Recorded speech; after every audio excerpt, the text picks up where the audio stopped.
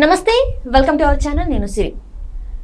వైసీపీలో fire brands గా పేరు తెచ్చుకున్న కొడాలి నాని ఇంకా వల్లభనేని వంశీ గారు మెల్లిగా అంటే వాళ్ళ గ్రాఫ్ ని తగ్గిపోతుందా అంటే అవునని అనిపిస్తుంది. అయితే ఈ అంశాన్ని మనకి వివరించడానికి మనతో పాటు ఉన్నారు ప్రముఖ senior journalist political analyst CS Rao garu. నమస్కారం సార్. నమస్తే సిరి. సార్, మనకి వైసీపీలో ఫైర్ బ్రాండ్స్ అంటే వల్లభనేని వంశీ కొడాలి నాని పేర్లు అయితే బాగా వినిపిస్తూ ఉంటాయి. సో వాళ్ళ గ్రాఫ్ మళ్ళీ పడిపోతుంది అనే వార్తలు వస్తున్నాయి. ఎందుకు ఇలా అయిపోయింది సార్? ఒకటేంటంటే మనం వైఎస్ఆర్ కాంగ్రెస్ పార్టీ అనగానే గుర్తొచ్చేది మనకి కొడాలి నాని, వల్లభనేని వంశీ. ఆయన తెలుగుదేశం పార్టీ అఫీషియల్గా అయితే అన్అఫీషియల్గా వైఎస్ఆర్ కాంగ్రెస్ పార్టీ. అలాగే రోజా గుర్తొస్తారు, తర్వాత గుడివాడ అమర్నాథ్ గుర్తొస్తారు, అంబటి రాంబాబు గుర్తొస్తారు. వీళ్ళే కదా ఫైర్ బ్రాండ్స్గా మనం చెప్పుకునేది. సరే, ఇంకా సజ్జల రామకృష్ణ అంటే డైలీ వస్తూ ఉంటారు. బట్ ఆ సజ్జల రామకృష్ణని వీళ్ళతోటి మనం పోల్చలేం. ఎందుకంటే వీళ్ళు ఉపయోగించేటువంటి భాషను ఆయన ఉపయోగించలేరు. వీళ్ళు ఉపయోగించేటువంటి భాషని అసలు ఏ పొలిటీషియన్ కూడా ఉపయోగించలేదు. వాళ్ళకు వాళ్ళే సాటి. సో కాబట్టి ఇంకా ఎవరు దాన్ని ఫాలో చేయలేరు. వాళ్ళ స్టైలే వేరు.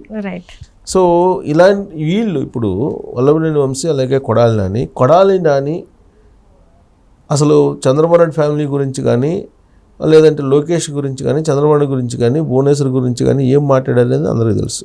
వల్లభనేని వంశీ అయితే అసలు లక్ష్మణ్ రేఖ దాటి వెళ్ళేసి భువనేశ్వరి శీలాన్నే శంకిస్తూ రకరకాల ప్రచారాలు ఆయన చేశాడు. సో వీళ్ళిద్దరిని క్షమించకూడదు అనేది వాళ్ళ సొంత సామాజిక వర్గమే నిర్ణయం తీసుకుని ఒక అల్టిమేటం కూడా ఇచ్చారు. ఖమ్మంలో ఒక అతను ఒక అల్టిమేటం ఇచ్చేసి తలకాయ తగ్గొట్టాలి వీళ్ళని అని చెప్పి అప్పట్లో ఒక అతను ప్రకటన కూడా చేశాడు.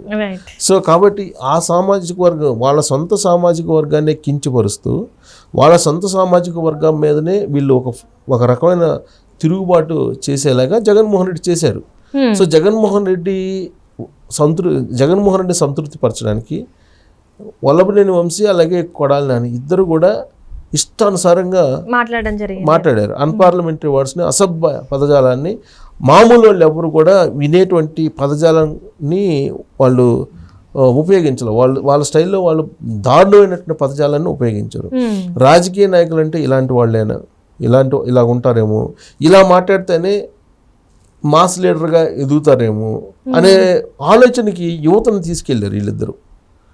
అంటే వీళ్ళే కాదు, రోజా, కొడాలి నాని, వంశీ, అంబటి రాంబాబు, తర్వాత గుడివాడ అమర్నాథ్, వీళ్ళందరూ కూడా అవంతి శ్రీనివాసు, వీళ్ళంతా కూడా కొంతమంది అన్పార్లమెంటరీ వర్డ్స్, తర్వాత అతను ఎంపీ గోరంట్ల మాధవ్, ఇలాంటి వాళ్ళందరూ వైఎస్ఆర్ కాంగ్రెస్ పార్టీలో కనుక చూస్తే ఇలాంటి వాళ్ళందరూ కనిపిస్తూ ఉంటారు. అంటే జగన్మోహన్ రెడ్డి గారిని హ్యాపీగా ఉంచడానికి వీళ్ళు ఇలాంటివి మాట్లాడేవాళ్ళు.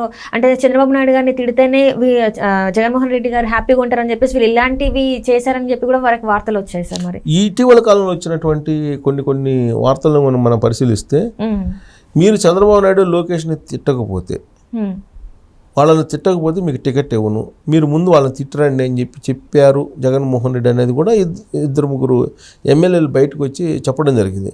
టికెట్ ఎందుకు ఇవ్వలేదంటే ముందు వాళ్ళిద్దరిని తిట్టరండి ప్రెస్ మీట్లో, తర్వాత నేను టికెట్ ఇస్తానని చెప్పారు అనేది కూడా వచ్చింది బయటికి.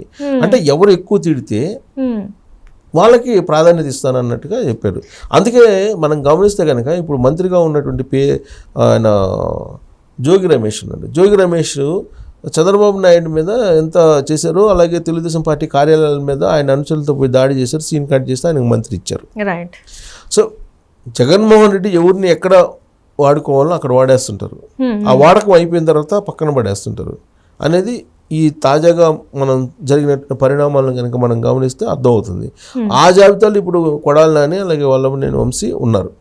ఎందుకనంటే కొడాలి నానికి మినిస్టర్ పదవి ఇచ్చిన తర్వాత, మినిస్టర్ అయిన తర్వాత మినిస్టర్కి హోదా ఒకటి ఉంటుంది, ఆ హోదాని నిలుపుకోవాలి, ఒక డిగ్నిటీ ఉంటుంది. ఇవన్నీ మర్చిపోయి చంద్రబాబు నాయుడు మీద, లోకేష్ మీద వారానికి ఒకసారి ప్రెస్ మీట్ పెట్టి ఇష్టానుసారంగా మాట్లాడేవాళ్ళు అసభ్య పదజాలంతో.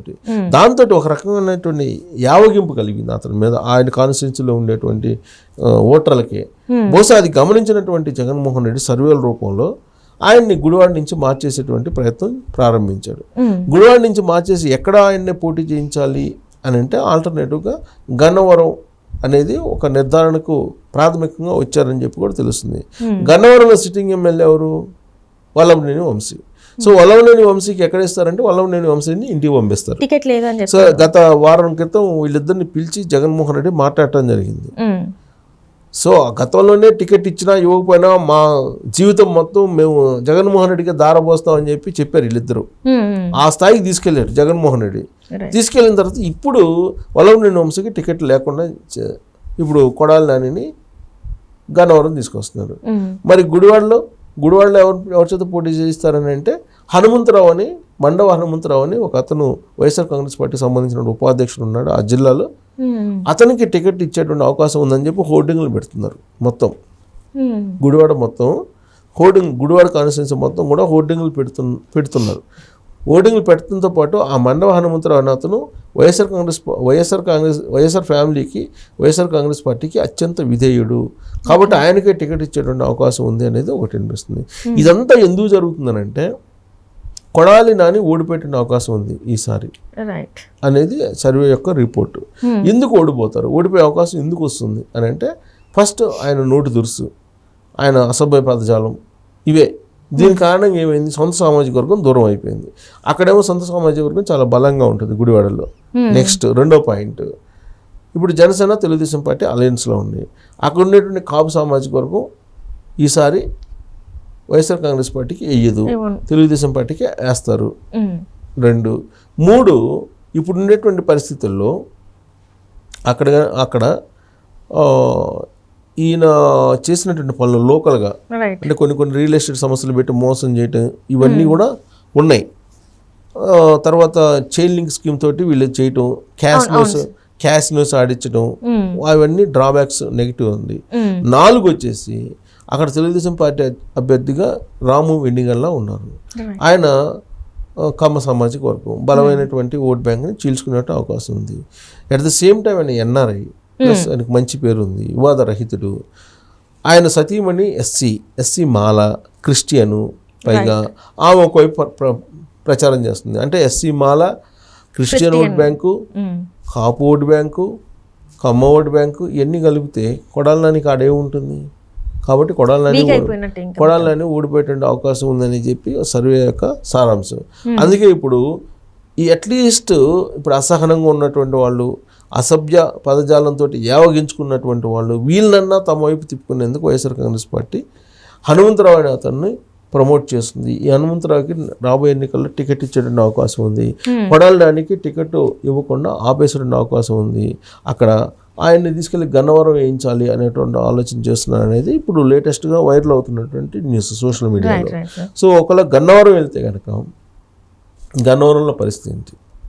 ఆల్రెడీ గన్నవరంలో ఇప్పుడు యార్లగడ్డ వెంకట్రావు తెలుగుదేశం పార్టీ అభ్యర్థి చాలా క్లియర్గా పనిచేసుకుంటూ వెళ్తూ ఉన్నారు.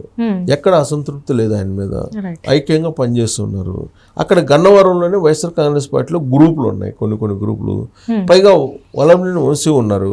వల్లభనేని వంశీని కాదని ఇప్పుడు గన్నవరం నుంచి గుడివాడలో ఉన్నటువంటి కొడాలి నానికి ఇస్తే ఇప్పుడు అసలు వంశీ అనుచరులు చేస్తారా? ఇన్ కేస్ చేస్తారనుకున్నా కానీ ఇప్పుడు వల్లభనేని వంశీని పనిచేస్తాడా? ఒకవేళ సపోర్ట్ చేసినా కానీ అక్కడ ఉండేవాళ్ళు చేస్తారా? ఎందుకంటే పక్క కాన్స్టిట్యున్సీ గుడివాడ. ఇతను ఏం చేశాడో తెలుసు, రాష్ట్రం అంతరికి తెలిసినప్పుడు పక్క కాన్స్టిట్యున్సీ వాళ్ళకి తెలియదు గుడివాడలో నాని ఏం చేశాడు అనేది, కొడాలి నాని ఏం చేశాడు అనేది. కాకపోతే కొంత గుడ్డిలో మెల్ల అన్నట్టు గుడివాడ నుంచి తీసుకొచ్చి గన్నవరం వేస్తే కొంత మెరుగ్గా ఉంటారేమో అనేది ఒకటి. 2 వల్లభనేని వంశీ తనకి టికెట్ రాదు, తనకి టికెట్ వచ్చే అవకాశం లేదు అనేది అర్థమైపోయింది. కాబట్టి మూడో వ్యక్తికి ఎందుకు, తన ఫ్రెండ్గా ఉన్నటువంటి అతనికి ఉంటే బెటర్ కదా అని చెప్పి బహుశా అది ఉండొచ్చు. సో వల్లభనేని వంశీ అయితే రోడ్డును పడినట్టు ఈ మార్పులు ఇలాంటి టాక్ వస్తున్నటువంటి క్రమంలో మనం భావించడానికి అవకాశం ఉంది. గుడివాడ నుంచి కొడాలి నాని గన్నవరం వచ్చి ఆయన అదృష్టాన్ని పరీక్షించుకోబోతున్నారు. టోటల్గా ఏంటంటే ఇద్దరు చీటీని జగన్మోహన్ రెడ్డి చించేసాడు అనేది ఒక అర్థం అవుతుంది. ఆ యాంగిల్లో సోషల్ మీడియాలో కూడా వైరల్ అవుతున్నటువంటి ఒక పెద్ద న్యూస్.